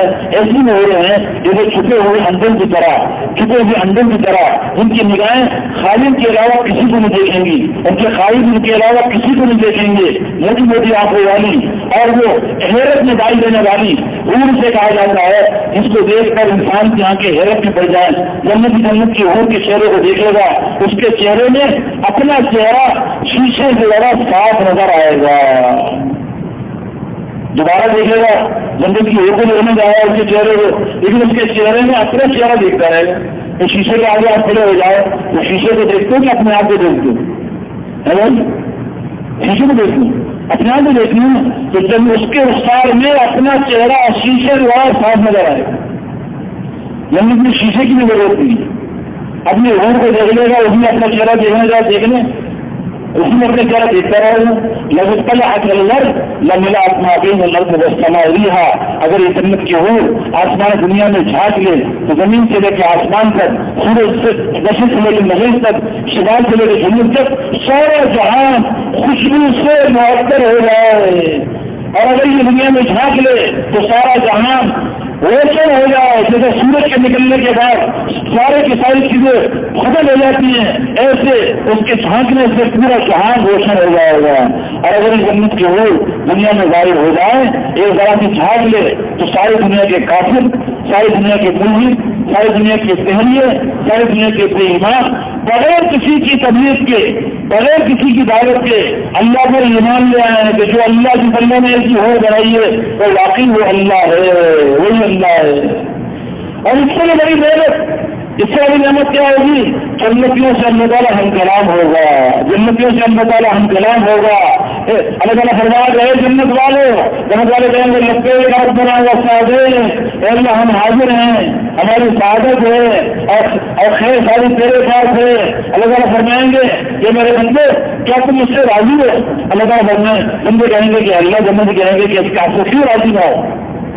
آپ نے ہمیں وہ دے دیا جو آپ نے کسی کو بھی نہیں دیا، ساری نعمت آپ نے ہمیں دے دی، ہمارے چہرے خوبصورت بنا دیے، ہمیں جنت میں داخل کر دیا، جہنم سے بچا دیا، ہمارے تازی اعمال کو وزنی کر دیا، آپ بھی کیوں خوش رہو؟ اللہ تعالیٰ فرمائیں گے کیا میں تمہیں اس سے بھی زیادہ افضل چیز نہ دے دوں؟ جنت کہیں گے کہ اللہ اس سے افضل چیز کیا ہوگی؟ تو اللہ فرمائیں گے علیکم رضوانی فلا اسخط علیکم بعده ابدا، آج یہ تم سے اپنی رضا کا اعلان کرتا ہے، اب کبھی ناراض نہیں ہوں گا۔ اللہ کی رضا سب سے بڑی نعمت ہے، سب سے بڑی نعمت ہے۔ ابھی اللہ کی رضا ہمیں بھی مل جائے، ساری دنیا کے انسانوں کو مل جائے، اس کے اللہ نے یہ خوبصورت دعوت والا کام، عبادت والی محنت جو اللہ نے ہمیں عطا فرمائی ہے، یہ محنت یہ قابل ہے کہ اس کی اپنی جانیں قربان کی جائے، اپنا مال قربان کیا جائے، اپنی صلاحیتیں لگائی جائیں اور اس کے لیے اپنے آپ کو کھڑا کر دیا جائے۔ ہم ساری انسانیت کی خیر خواہی اور ہمدردی اور ہدایت کی چاہت کو لے کر دنیا کے کونے کونے میں جانا، اللہ کے پیغام کو عام کرنے کے لیے چلنا، یہ ہمارا کام ہے۔ اس کی ہمیں نیت کرنی ہے، عمل کرنا ہے۔ میرے محترم دوست لوگوں، ہماری جان اور مال اللہ نے جنت کے بدلے خرید لیا ہے، ابھی شام کو بھی لگانا ہے، مال کو بھی لگانا ہے، صلاحیت بھی لگانی ہے۔ اس لیے نیت سارے بھائی کریں کہ انشاءاللہ باقی جتنی زندگی بچی ہے، آج تک جو ہم نے طالب کی محنت کے کرنے میں، دین اور دین کی محنت کے کرنے میں جو ہم سے کوتاہی ہوئی ہے، جو ہم سے قصور ہوا، اس کا اللہ سے معافی مانگیں اور توبہ کریں، پوری امت کی طرف سے بھی توبہ کریں اور آئندہ کے لیے عزم کریں کہ ہم یا تو ساری دنیا میں اللہ کا کلمہ بلند ہوگا، اللہ کا دین زندہ ہوگا، یا ہماری قبر کی دنیا بنی قبر کے لیے تیار ہے انشاءاللہ۔ ہاں نیت سارے کریں، سارے نیت کریے، سبھی نیت کریے انشاءاللہ۔ اگر گزارش ہے کہ کوئی کھڑا نہ ہو، جب تک مطالبہ پورا نہ ہوگا کھڑا نہ ہو۔ پہلے وہ بتائیں زندگی کی نیت تو کر لی، پوری زندگی کا ارادہ کر لیا، نیت کر لی، اب یہ بتاؤ بھائی اس مہینے کے اندر ایسے کون خوش قسمت آدمی ہیں جو نیت کرتے ہیں کہ ہم مقصد اللہ کے واسطے میں 4 مہینے کے لیے تیار ہے، جیسے جو 4 مہینے چل رہے ہیں ان سے نہیں کہا جا رہا کہ 4 مہینے میں نہیں چل رہے، جنچلیوں میں چل رہے ہیں یا شب جمعہ کے لیے آئے ہوئے ہیں، رائل شیر سے آئے ہیں، رائل کے ملاقات سے آئے ہیں، شب جمعہ کے لیے آپ آئے ہوئے ہیں، اور ابھی تک 4 مہینے نہیں لگے، یہ اللہ کے وعدوں پر یقین کر کے، اللہ کے خزانوں پر نگاہ کر کے، نقل اللہ کے راستے میں 4 مہینے کے لیے اور چلے کے لیے اپنی اپنی جگہ پر کھڑے ہو، اب دیر نہ کریں۔